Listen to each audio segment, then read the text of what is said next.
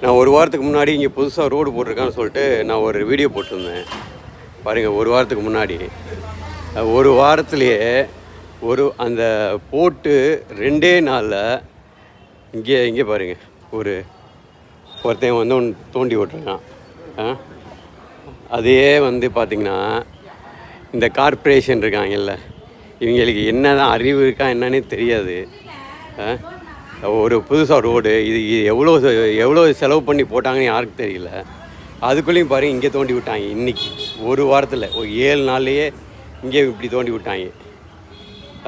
இப்போ இதெல்லாம் யார் கேட்குறது? யாருமே கேட்க மாட்டீங்களா? இதுக்கு விடிவு காலமே இல்லையா? ஒரு புதுசாக ரோடு போட்டால் இதை எப்படி ரோடு போகிறோம், பாதாள சாக்கடை இருக்கா, அதுக்கேற்ற மாதிரி சரி பண்ணி அப்புறமேட்டு தானே ரோடு போடணும்.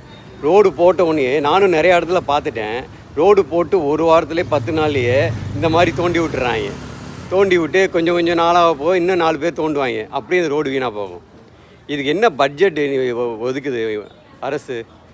இதெல்லாம் யாருமே கேட்க முடியாதா? கேட்கவும் மாட்டாங்களா? எனக்கு ரொம்ப சங்கடமாக இருக்குங்க. ரொம்ப கஷ்டமாக இருக்குது. என்றைக்கே ஒரு நாள் ரோடு போடுறாங்க. 5 வருஷமோ 10 வருஷமோ ரோடு போடுறாங்க. அந்த ரோடை ஒழுங்காக கூட போட்டு அது ஆளை பார்த்து அந்த சம்மந்தப்பட்ட டிபார்ட்மெண்ட்டை சொல்லி இந்த மாதிரி நாங்கள் ரோடு போட போகிறோம், இந்த ட்ரைனேஜ் சாக்கடையாக கொஞ்சம் மேலே ஏற்றுங்க, ரோடு போட போகிறோம், அதுக்கு மட்டமாக ஆக்கினா அதுக்கு மேலே அது ரோடு போட்டால் தோன்றதுக்குண்டான வாய்ப்புகள் இருக்காது. கரெக்டாக 7 நாள் தான் போட்டாங்க. 7ஆவது நாள் இப்படி தோண்டிட்டான் ஒருத்தன்.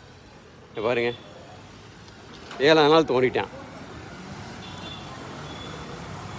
இது என்ன கவர்மெண்ட்டு, என்ன கார்ப்பரேஷன் என்னன்னே எனக்கு தெரியல. எனக்கு இந்த நாடு எங்கே தான் போகுதுன்னே எனக்கு தெரியலைங்க.